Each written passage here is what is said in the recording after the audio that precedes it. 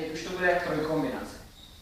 5 nahoru, 5 strana a 5krát stáhnout ruce dolů. Snažit se jen co nejvíc zapojit břicho, zapojit hrudník, ty tyhlestí a když jdete nahoru, vytáhnout.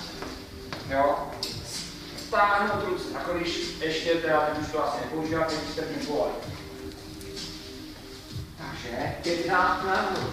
Y, 5krát T, 5krát A. Nahoru jde. Pěkně pomalu. Vychutnávat. 2. 3. Ale stále koukáme sem dopředu. Povolit koleno. A obě dvě ruce jdou na kolena. Z vnitřní strany. A jak jdete dolů, ty ruce tlač a do kolen. Roztáhnout. Tlačit, tahat, pěčit se tahá jako svítě vlastně chvílíte. Klidně hodněte na hlas. Půjdeme ještě do hořičku. Narovna. Uvolnit. Vyklepat závagra, myšička, kašičku na obě dvě strany. Tak.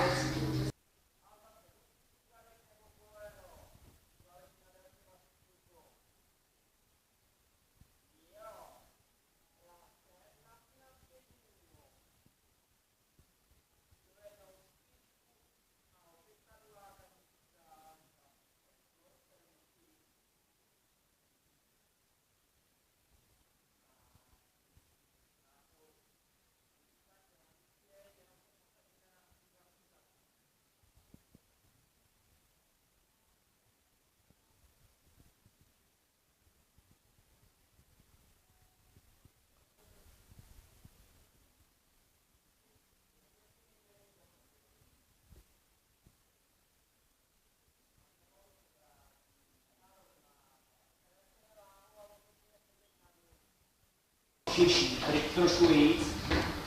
Vykládáme se z jedné strany na druhou. Pomalu. Co nejpomalejš. Jste ve velice hustým medu. Spíš jenom ta páteře, aby šla mírně z boku do strany.